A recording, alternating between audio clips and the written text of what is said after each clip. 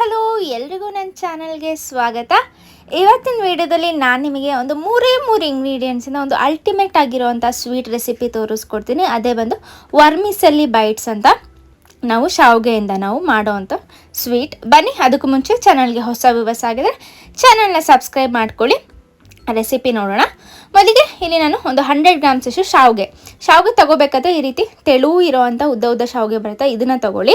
ನಾವೇನು ಮಾಮೂಲಿ ಪಾಯಸ ಮಾಡ್ತೀವಲ್ಲ ಅದನ್ನು ತೊಗೊಳ್ಳೋದಕ್ಕೆ ಹೋಗಬೇಡಿ. ಸೊ ಇದು ರೋಸ್ಟೆಡ್ ತೊಗೊಂಡಿದ್ದೀನಿ.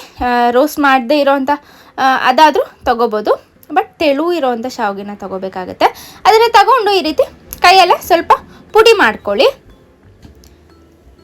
ಆದಷ್ಟು ಪುಡಿ ಮಾಡ್ಕೊಳ್ಳಿ, ಕೈಯಲ್ಲೇ ಪುಡಿ ಆಗುತ್ತೆ. ನೆಕ್ಸ್ಟ್ ಒಂದು ಪ್ಯಾನ್ ಇಟ್ಕೊಂಡು ಅದಕ್ಕೆ ಒಂದು 2 ಸ್ಪೂನಷ್ಟು ತುಪ್ಪ ಹಾಕ್ಕೊಳ್ತಾ ಇದ್ದೀನಿ.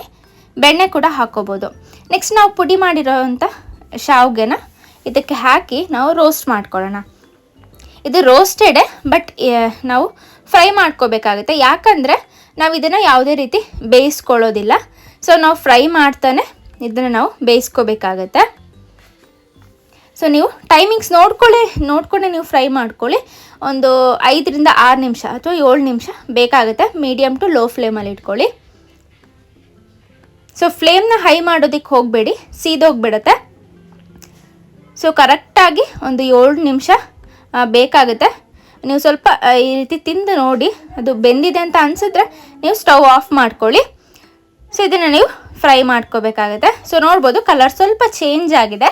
ಇವಾಗ ಇದಕ್ಕೆ ನಾನಿಲ್ಲಿ ಮಿಲ್ಕ್ ಮೇಡ್ ಹಾಕ್ಕೊಳ್ತಾ ಇದ್ದೀನಿ. ನೀವು ಬೇಕಾದರೆ ಸಕ್ಕರೆ ಕೂಡ ಹಾಕೋಬೋದು, ಬಟ್ ಮಿಲ್ಕ್ ಮೇಡೇ ಹಾಕ್ಕೊಳ್ಳಿ, ತುಂಬ ಟೇಸ್ಟಿಯಾಗಿರುತ್ತೆ. ಒಂದು 3 ಸ್ಪೂನಷ್ಟು ಮಿಲ್ಕ್ ಮೇಡ್ ಇಷ್ಟನ್ನು ಹಾಕಿ ನೀವು ಮಿಕ್ಸ್ ಮಾಡ್ಕೊಳ್ಳಿ. ಇಷ್ಟೇ ಸಿಂಪಲ್ ಇಂಗ್ರೀಡಿಯೆಂಟ್ಸ್, 3 ಇಂಗ್ರೀಡಿಯೆಂಟ್ಸ್ ಸಾಕು. ಇದಕ್ಕೆ ನೀವು ಬೇಕು ಅಂದರೆ ಏಲಕ್ಕಿ ಪುಡಿ ಕೂಡ ಹಾಕ್ಕೋಬೋದು, ಬಟ್ ಬೇಡ. ಮಿಲ್ಕ್ ಮೇಡಲ್ಲಿ ಅದರ ಒಂದು ಫ್ಲೇವರ್ ಇರುತ್ತೆ. ಸೊ ಇದನ್ನು ನೀವು ಒಂದು 2 ನಿಮಿಷ ಮಿಕ್ಸ್ ಮಾಡ್ಕೊಳ್ಳಿ ಸಾಕು. ಮಿಕ್ಸ್ ಮಾಡಿಕೊಂಡು ಸ್ಟವ್ ಆಫ್ ಮಾಡ್ಕೊಳ್ಳಿ. ಸ್ವಲ್ಪ ತಣ್ಣಗಾಗಲಿ, ಉಗುರು ಬೆಚ್ಚ ಅಂದರೆ ಮುಟ್ಟೋ ರೀತಿ ಆಗಬೇಕು. ಅಲ್ಲಿ ತನಕ ನೀವು ಇದನ್ನು ಸ್ವಲ್ಪ ಸ್ಟವ್ ಆಫ್ ಮಾಡ್ಕೊಳ್ಳಿ.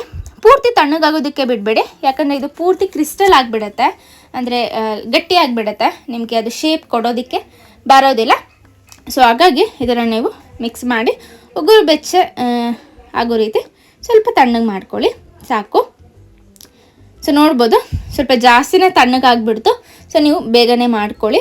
ಸೊ ನೆಕ್ಸ್ಟ್ ನಾವಿಲ್ಲಿ ಒಂದು ಶೇಪ್ ಮಾಡ್ಕೊಳ್ಳೋಣ. ನಾನಿಲ್ಲಿ ಒಂದು ಯಾವುದಾದ್ರೂ ಒಂದು ಬಾಟಲ್ದು ಮುಚ್ಚಳ ಇದ್ದರೆ ಅದನ್ನು ತಗೊಂಡು ಈ ರೀತಿ ಪ್ರೆಸ್ ಮಾಡಿ ಅದರ ಒಂದು ಶೇಪ್ ಮಾಡ್ಕೊಳ್ಳಿ. ನಿಮ್ಮ ಹತ್ರ ಯಾವುದಾದ್ರೂ ಕುಕಿಂಗ್ ಕಟ್ಟರ್ ಎಲ್ಲ ಬರುತ್ತಲ್ಲ ಅದಿದ್ರೂ ನೀವು ಮಾಡ್ಕೋಬೋದು. ಸೊ ಈ ರೀತಿ ಒಂದು ಶೇಪ್ ಮಾಡಿಕೊಂಡೆ. ಸೊ ನೋಡ್ಬೋದು ಶೇಪ್ ಚೆನ್ನಾಗಿ ಬಂದಿದೆ. ನಮ್ಮ ವರ್ಮಿಸೆಲಿ ಬೈಟ್ಸ್ ಏನಿದೆ ರೆಡಿಯಾಗಿದೆ. ಸೊ ಇದೇ ರೀತಿ ನಾನು ಎಲ್ಲದನ್ನು ಕೂಡ ಮಾಡ್ಕೊಂಡು ಇಟ್ಕೊಂಡಿದ್ದೀನಿ. ಸೊ ತಣ್ಣಗಾದರೆ ಸೊ ನೋಡ್ಬೋದು ಈ ರೀತಿ ಸ್ವಲ್ಪ ಜಾಸ್ತಿ ಪ್ರೆಸ್ ಮಾಡ್ಕೊಳ್ಳಿ.